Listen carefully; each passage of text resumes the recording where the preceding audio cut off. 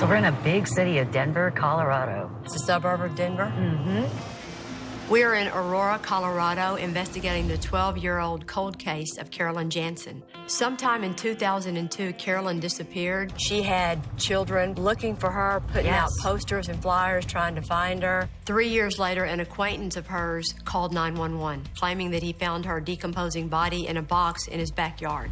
A box that he said he was storing for a friend. It appears to be a human body. Who would think that a body could sit in a Rubbermaid container made out of plastic for 3 years in a patio and nobody noticed? We know where her body's found, and the man who says he found her body is one of our main suspects, but we have no idea where she was killed, how she was killed, or why she was killed. There were a few reasons that this case went cold. First of all, Carolyn was a drifter and had lost contact with her family and friends. So that made uncovering details of her life and death very difficult.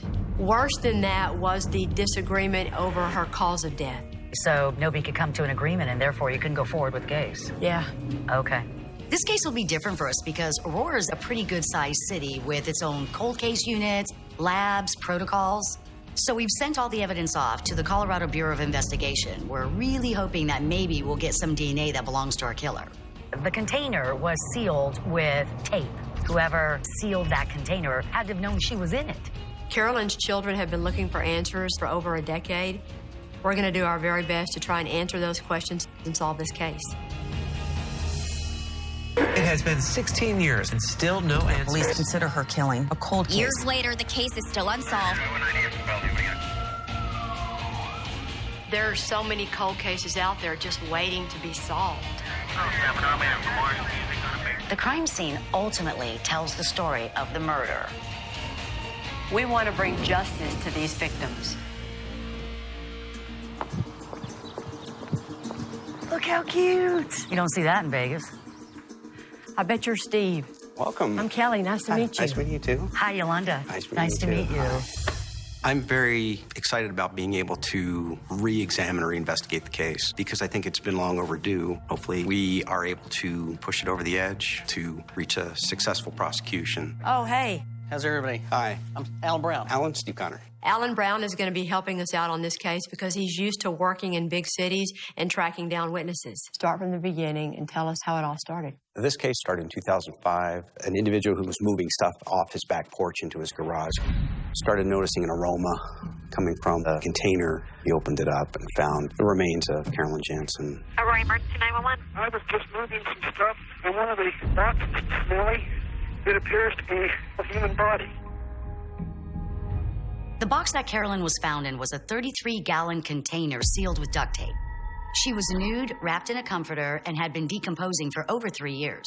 Examinations revealed blunt force trauma with unknown origin. Carolyn had a 3-inch gash above her left eye. Yeah, they said it was a fracture, a linear fracture. Went from where the eyebrow would have been to the... Right, straight Right. up. And they did state it would be enough to cause death. Correct. How'd you identify her? She had a class ring on her finger that belonged to one of her children, and one of our detectives tracked the class ring to the individual who actually owned it. So back when Carolyn went missing, what was the story of her life at that time? She was living with a gentleman by the name of John Harrington. They both worked at the Waffle House in East Colfax. According to John, they were not intimate. It was just an arrangement to where they could both share the same apartment. And then one day, she just disappeared.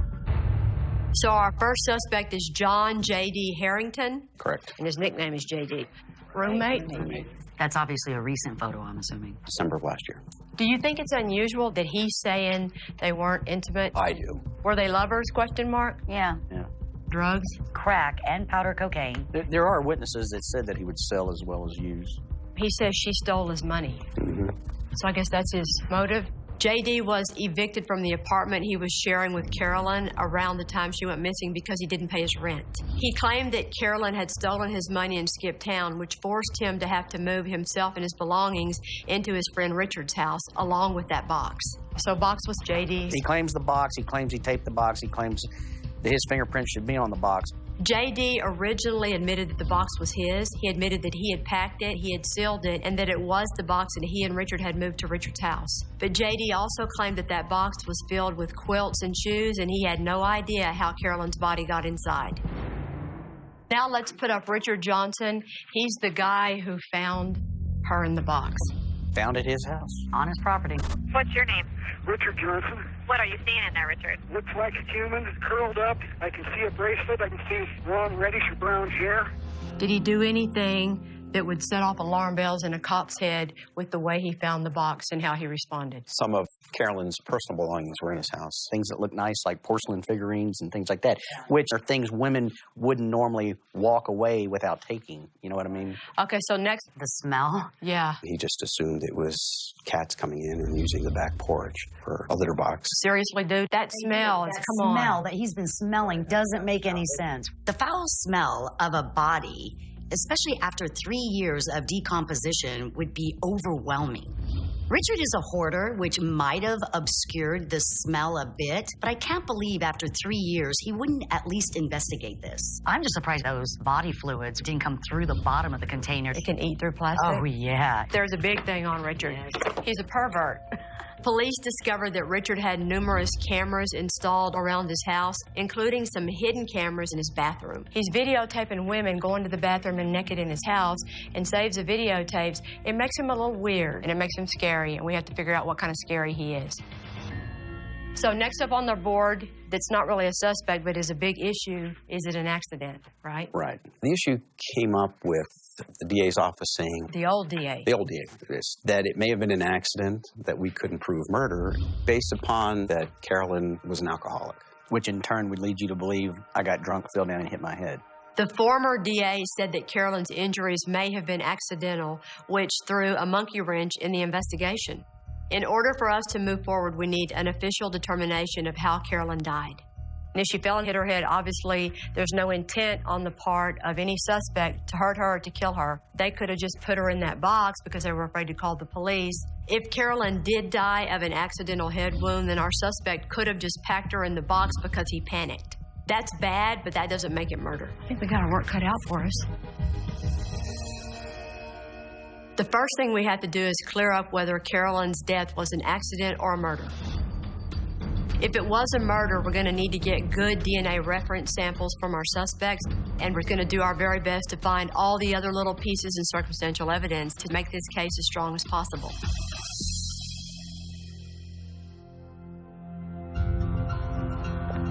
We're going to meet Carolyn's daughter, Victoria. Carolyn had 6 children, but we're meeting the one who had been searching for her mom for years. This is the daughter that was put up for adoption as an infant. Hi, Victoria. Yolanda McClary. Nice to meet you. Nice to meet you. Hi, I'm Kelly. Nice to meet you. We're excited to talk to you. What led to you trying to find your mom? Probably about the time I was 15 or 16. I started searching for my biological mother, so I started making phone calls. Found the names of my siblings, and they're like, we can't find her. We don't know where she's at. At that point, it was kind of a dead end. So what was the first information you ever found? I get an email from my stepsister. She says, this is important, it's about Mom. I'm like, oh, cool. I run to the phone, I call her, I'm like, what's up? And she proceeded to tell me that Mom's body was found here in Aurora.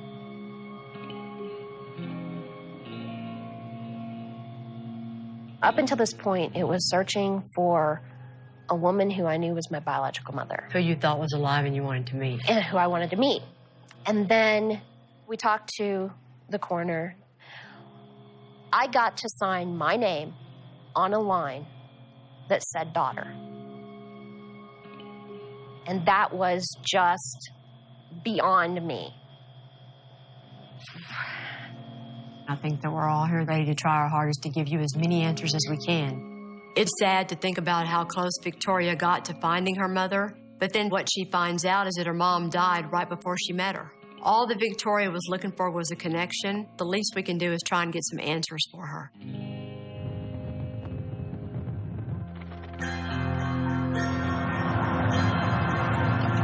It's been a long time since I've walked into a coroner's office. Are you going to do your lawyer thing, like nail them down on what they think the cause of death is? He's the guy that basically makes the whole case work. And without his opinion as to cause of death, there's too many outs for a defense lawyer to have and reasons for a prosecutor to not want to take the case. The former district attorney disagreed with the medical opinion of the medical examiner. The medical examiner ruled the death a homicide. The DA said, well, it could have been an accident. And with that could have been an accident opinion, the case came to a standstill and nothing progressed from there. Ready, girl? What we need to do today is ask this medical examiner if he still has the same opinion and how he would testify in a courtroom today about Carolyn's death. An accident or a murder? Obviously, it's a difficult case to do because all we're left with is skeletal remains, and there's no skin or internal organs to look at any correlation to the injuries that we see on the skeleton. We looked at virtually every bone. She had a fracture of her skull, and it was kind of on the left side on the forehead. It also looked like her nose was probably broken too. Some of the bones that are right there on the nasal bridge were broken as well. Since no weapon was found and Carolyn's injury didn't display any distinctive weapon marks, it's possible her injuries were caused by someone slamming her head into a wall or floor, or by her being intoxicated and possibly falling. What about alcohol? We didn't find any alcohol. Right.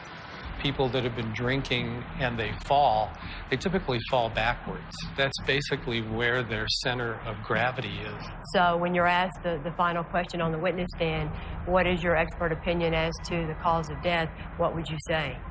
My opinion would be that she died from blunt impact injuries to the head. And in view of everything else that we know about the case, it's a homicide. We now know that this is a homicide. We need to focus on figuring out who committed this murder.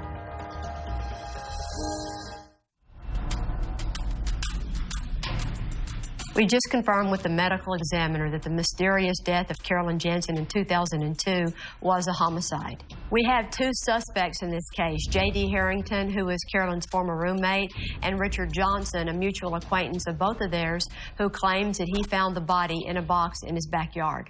This is similar to the box that our victim would have been placed in, put in fetal position, so to speak, into a tub about this size. He forced her in there. Anything, even an object or a tool that's used to help commit a murder, can be called a murder weapon. In this case, we have this box. He would pick her up like this and set her like this and then smash, smash, shove. The question is, when did it become a weapon? Did that happen in J.D.'s apartment, or did it happen later at Richard's house? Duct tape was used to go around the edge, so it was actually formed going all the way around several rounds. This box has been tested before, but nothing as in-depth as what we're doing this time. Since it's JD's box, we know that his DNA is on the outside of it, and since Richard helped move the box, Richard's DNA should also be on the box and completely explainable. But to find out who sealed the box, we want to look at the sticky side of the tape. We know that Richard's DNA will be on the section of the tape he removed in order to see the body. So we're focused on the rest of the tape, hopefully discovering who sealed Carolyn inside. Of course, that's if there's any DNA to be found at all. It'll be cool, too, if the tape comes back with the DNA in the layers. It's like he's typing his own warrant because his prints are in the tape.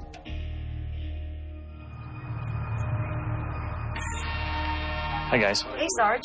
Wanted to let you guys know that we got the results back from CBI. The DNA results could be key in this case. We've been waiting for preliminary test results to come in to see if any DNA profiles have been developed. There was DNA developed. We have profiles that were on the smooth portion of the tape. We have profiles that were developed from the underneath sticky side. It does say mixture, and where it says mixture, it indicates that there's an unknown female, unknown males. Now that we have viable DNA on the tape, the next step is to compare the DNA profiles to samples taken from our suspects. We have a DNA, I think, of Richard. I don't think we have one of JD. Yeah, I reviewed the case. We don't have anything for Harrington, so we're going to have to get a direct comparison.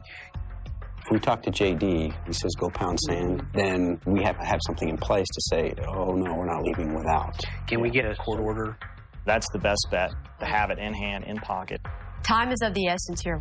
We need to get the DNA sample from J.D. Harrington because if he figures out that we've reopened the case, he could take off out of here and would never get it. Okay, so you need to type it up, and you need to find a judge to sign it. Okay. Thanks, guys. Good luck. Yeah, thank you.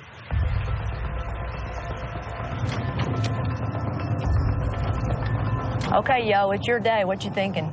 First, we're going to go look at the apartment that JD and Carolyn were living in. We need to give the DA a lot more than just DNA results. We want to give him a solid foundation of circumstantial evidence. We need to keep pushing forward and uncover as much as we can.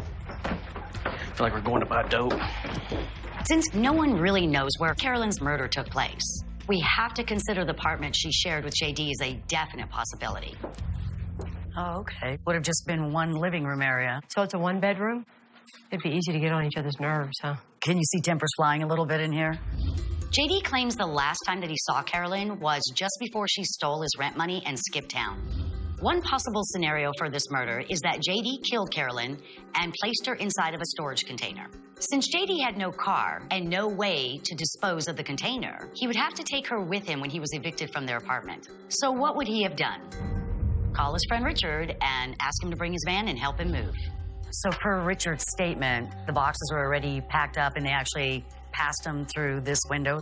If you backed a car up to it, nobody even see what you were putting in there. But I don't know if there's any way to determine whether or not this would have been the place where it occurred. I mean, it has to be because he didn't have a car. I think you're okay saying the murder happened here. Yeah, you may not know what room, but... Or how, but I would say that's a safe guess. It has to be here.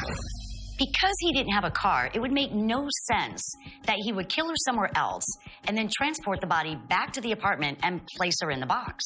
But I'm not 100% convinced that JD is the killer. There's still more work to do.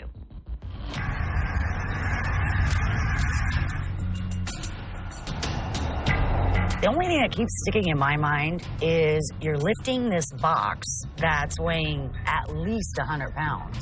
According to Richard's initial statement, he didn't mention having any problems moving any of the boxes from JD and Carolyn's apartment. But he would think that Richard would remember removing something that heavy. Now that we've seen it, you see how high the window is to get to that level. So you know it would take two people to lift it up. Both of those guys had to have been straining. Was Carolyn actually in the box at the time? And therefore, is JD our killer?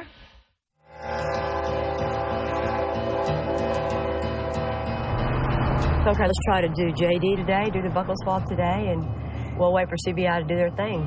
We're investigating the cold case homicide of Carolyn Jansen, and we've got DNA on the box that she was found in that could identify our killer. So today we're going to get a court order which will allow us to collect J.D. Harrington's DNA swab for comparison purposes. Hey, you never know what he'll say. When you're coming at him for a buckle, maybe he'll all of a sudden start sweating because this is the first time this has ever happened to him.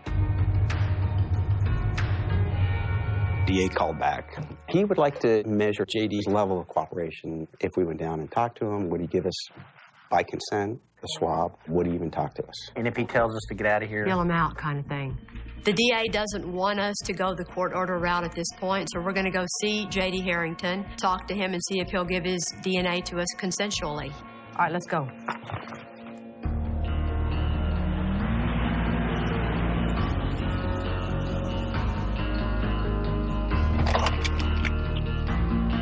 Looking for room number 4. Is that in here? Yeah. Here? Okay. JD, what's up? How are you, sir? What can I do for you? We're still looking into the death of Carol Jansen and wanted to know if we could buy a little of your time. Talk to you. And we also need a DNA sample. Well, why don't I just give you a call later? Can we get the DNA sample now? we'll do it right here, right in the hallway. How's that? I'm not comfortable doing any of this. No. As telling as it is that JD is being evasive, what's making us crazy is that we might have to leave here empty-handed. If you have 30 minutes to talk to us. I'll call you Monday morning. Keep trying, Alan. Good job. Well, can we at least get the DNA sample, and then we can talk to you on Monday? No. Okay, all right. You don't have to get angry. Do you have a cell phone, sir? You look like you're getting aggravated. I don't want to aggravate you. Why can't I just call you Monday? Because you won't. He seemed a little pissed that he wouldn't give it up. You see how pissed he got when I asked him for his phone number? I heard what you were saying, so there's nothing else we can do with him right now except wait until Monday. But the thing is, he's just not going to call. He's gone Monday. He's leaving. I bet you he's going to be on the run. You think so? Yes. At this point, we have to have a court order in order to get his DNA reference sample, and if we don't get that quickly, he might just leave town.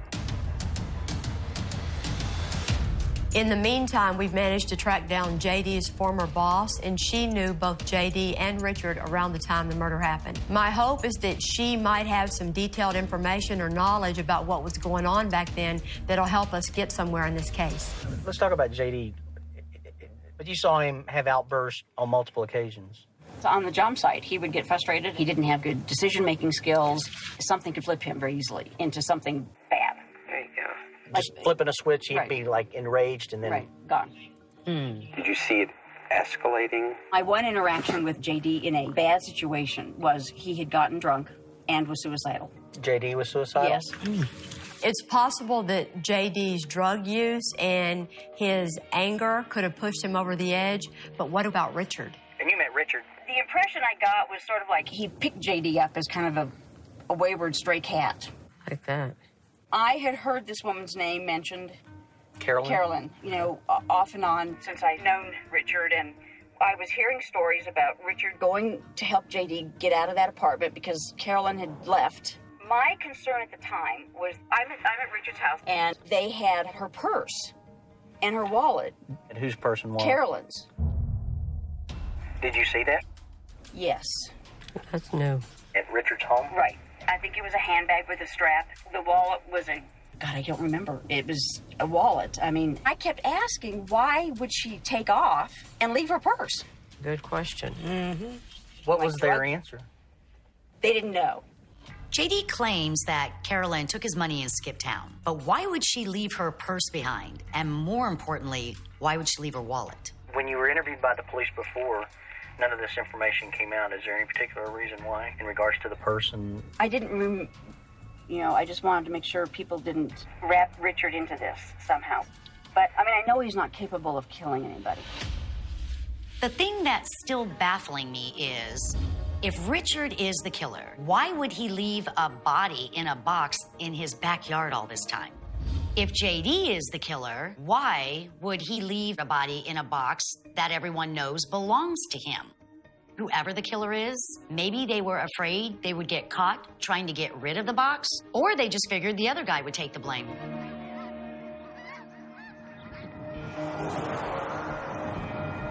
We're all pretty sure that there's only one person who knows if Richard is involved in this, so it's time for us to pay him a visit.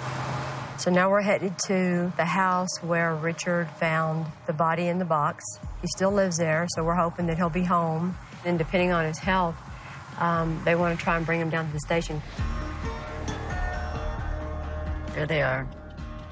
Here we go. In 2005, investigators searched every inch of this house for clues. And while they found evidence of Richard's hoarding and certain sexual interests, they found no evidence relating to Carolyn's murder. Today, we don't have a warrant, and Richard doesn't have to talk to us. Hi, Richard.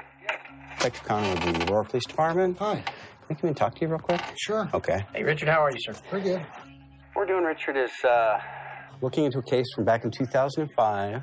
I don't know if you remember or not. Back on your back porch. How can I forget? Yeah, exactly. Well, what we'd like to do is go over what occurred back then.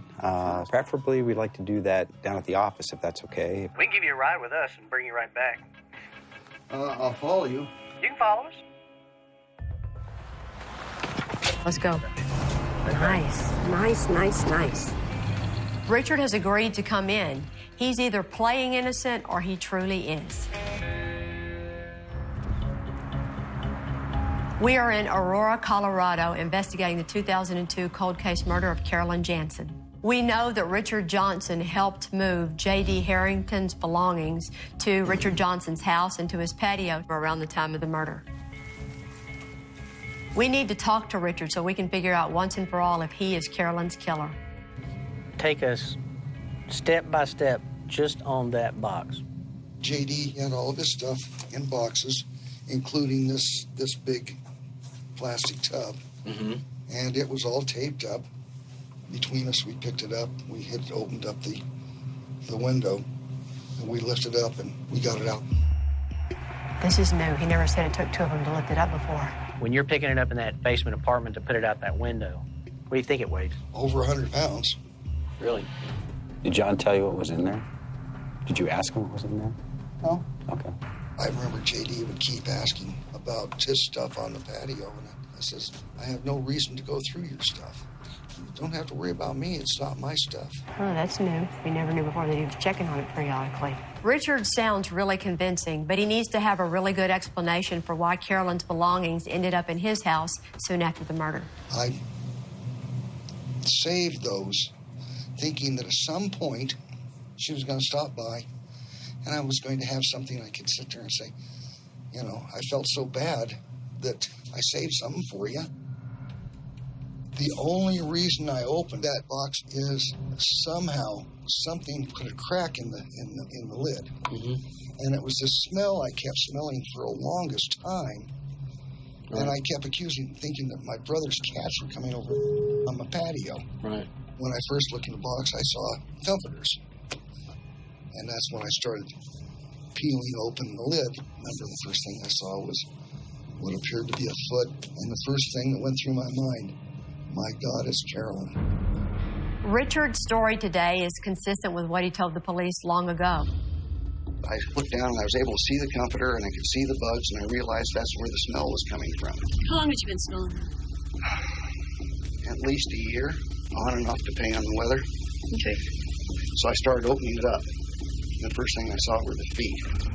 Then I noticed that little bracelet that was on and it had sunk in. And that's when I stood up and I yelled over at my brother, Bud, I think I've got a human body here. It's telling when you're consistent in your stories, and it's an indication that you are being truthful and credible. If we want to go back and take a look around, is that okay with you? Sure. Anytime.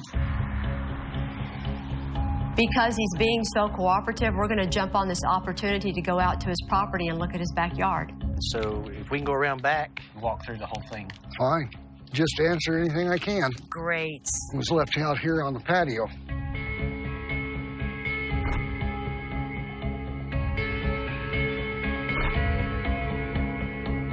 So show me, was it right over along this wall? Right where you're standing, right there is where the box was for all those years. Right here. And then were things stacked on top of it? Until the day I decided to move it from here to the shed. Okay. When I get in the backyard at Richard's house, I immediately notice that nothing's changed. And look at the pictures from 2005. Most of the same junk are still there. The shed where he was moving the container to put it in and lock it up is in the same spot. It's kind of like being at the crime scene on the day. It's just like taking a step back in time. It's clear to me now why Richard didn't investigate the smell on his patio earlier. For years, the box was sitting outdoors, tightly sealed, sitting amongst a variety of junk, and easily accessible to his neighbor's pets. And after talking to him and checking out his story, I think that we need to come to a decision. Of course, she was found at his house because he moved the box there with our suspect, JD. He actually called the police. He called his brother's attention to the body. If he had put the body in the box, he's not going to draw attention to himself. It wasn't like the box came open and his brother was standing there and he had to make up a story. He's calling people to him. Richard may be a little eccentric, but his story today is consistent with what it's always been. He has always been cooperative, which is hugely important. And now that we've seen this house and how he lives, it's more plausible to believe that he didn't know where that odor was coming from. Well, I think you could just mark Richard off the board. Mm-hmm. Even though we still don't have our DNA results, we are all in agreement that Richard Johnson had nothing to do with this murder. Okay, so everybody's agreeing we're going to mark Richard Johnson off the suspect board. Everybody needs a friend like Richard. And now that Richard is cleared in all of our minds, we are left with only one suspect.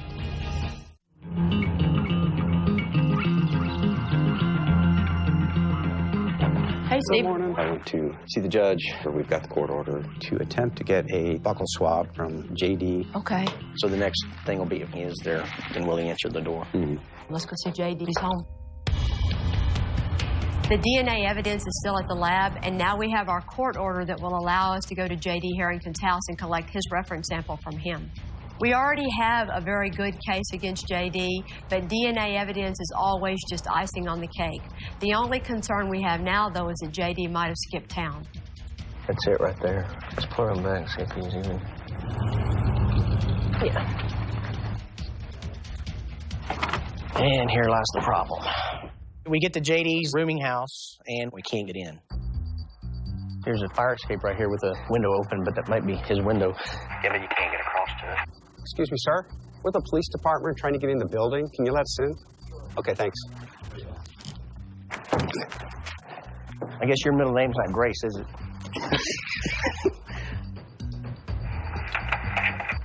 Appreciate it, man. It's a hard place to get in. Good morning, John. How are you? Well, I'm all right. Yay. Thank God. You mind if we come in? But we'd like to get the DNA sample, and then we'll be out of your hair. They can't question him here. Because of the court order. They're prohibited from doing that now. This was an order from the judge. A court order in case you didn't want to. Well, now that I understand what this is about. All I'm going to do is reach inside your mouth and swab it with these swabs, okay? I'm looking around the room, and he has a nice computer, and on the screen, he is looking up case law on DNA. Well, I see you were educating yourself on DNA and case law. I was looking at something quite relative. I think he knows that he's got problems, and it's coming. If you would be willing to, what would be a convenient time for you to answer some additional questions that we have and try to clear things up? Sure, something can be arranged. Appreciate it, man. Thank you. He thinks he's smart. I know. It's the only reason why he thinks he's coming is because he thinks he can beat you. Yep.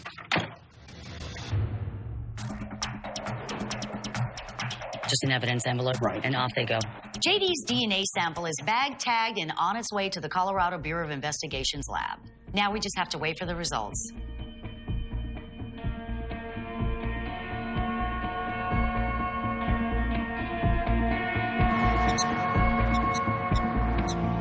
The chief came by. Wanted to know where you were. We told him that you were... Oh, he's here? Yeah. JD's here. Awesome. Go get him. Honestly, I can't believe JD is here, which tells us that either he thinks he can outsmart all of this, or maybe he thinks he's already going in custody. We should be done with you by then. We'll go down this way. JD, if you want to have a seat right over there. You know, I know the police interviewed you many, many years ago, so what we're doing is going back over some of the same stuff, but a few other questions. I don't want to answer anything. You're not under arrest. Yeah. You came here willingly. Yeah. You want to leave? Willingly last time, too. You don't have to be here. Have a good day, gentlemen. How do I get out? Well, you can't just walk out into the police department. You don't want to answer just a few questions?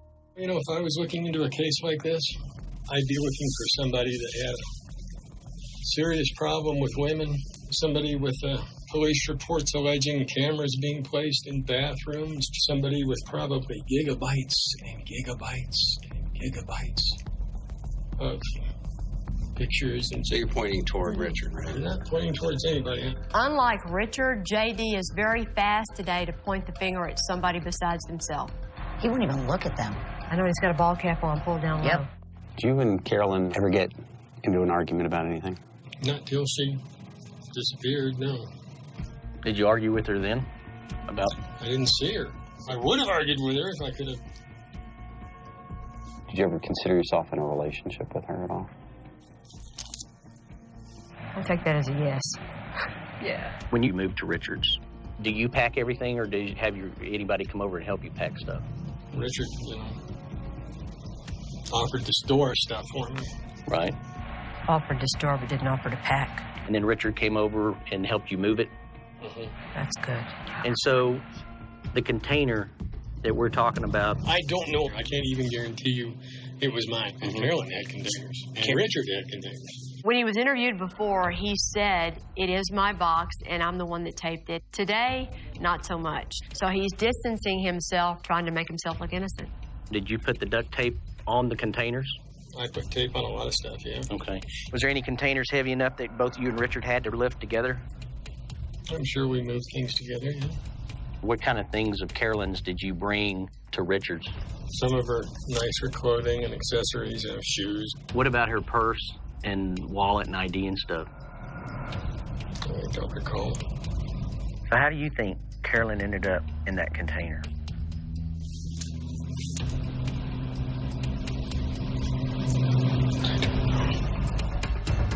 Appreciate you coming in.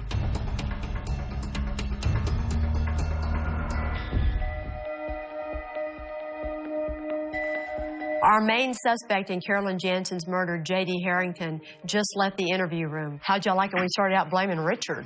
I thought it was great. That was beautiful. It sure looks to us like we have a great circumstantial evidence case against J.D. Harrington for the murder of Carolyn Jansen. His explanation is ridiculous, and the circumstances are crazy, and y'all did a good job with the interview. I think that we're fine, and you made it even better. You take into account the fact that J.D. owned the box. J.D. had all the stuff, including this big plastic tub. And he alone is the one that packed it and taped it. You got him to say Richard offered to store it, but not to pack it. And you add into that what we've learned about his temper. The impression I got was he would get frustrated if something could flip him very easily. He tensed up. I mean, he got really angry because of the money issue. Did you argue with her then? I would have argued with her if I could have. And his evasiveness and body language even today. Can we get the DNA sample now? I'm not comfortable doing any of this. Did you ever consider yourself in a relationship with her at all? He's got that ball cap down, and he's talking like this, and y'all are over here. The minute I started, I'm digging at Carolyn with him. He would look at me and then look away. I can't recall. I don't remember. I don't recall. So looking at all these factors we have up here against J.D., how do y'all feel about the strength of our case right now? Yolanda?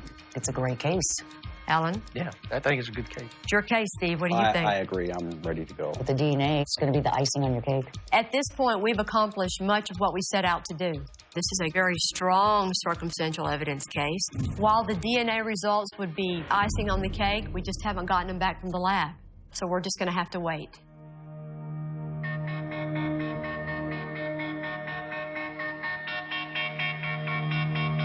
While we have a good case, we can't bring this to the DA without knowing those results. But we're going to continue to track this case once the DNA results come back. Well, we've been very, very busy. Steve Connor has been awesome to work with.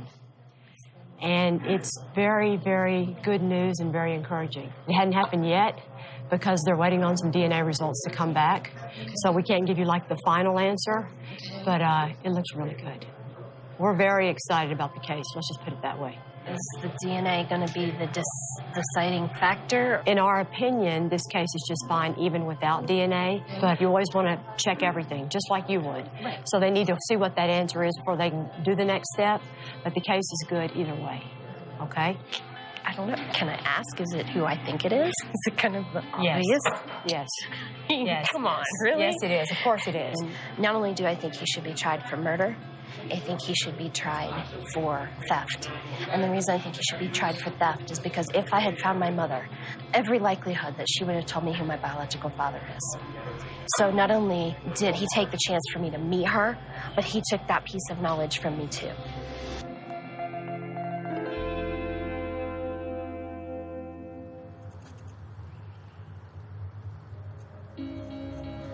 The DNA came back. The results are consistent with what we hoped for. Real quick, I'm just going to search one more time just to make sure I didn't miss anything. J.D. Harrington's DNA was found on the sticky side of the duct tape. Release your hands. The DA was excited about those results and all the other circumstances and made the decision to arrest J.D. Harrington for the murder of Carolyn Jansen. We've reviewed some of the physical evidence as it relates to you and the container that Carolyn was found in. Steve will try to interview him again, this time confronting him for the first time with DNA evidence coming back to implicate him in Carolyn's murder. The judge issued a warrant for your arrest. You know what's going to happen next. We'll see if he finally admits what he did or lies again. You want to talk about what's going on? No, sir. So you don't want to say anything? No, sir. No, sir, what? I do not choose to speak with you. Okay. Bring it back for me.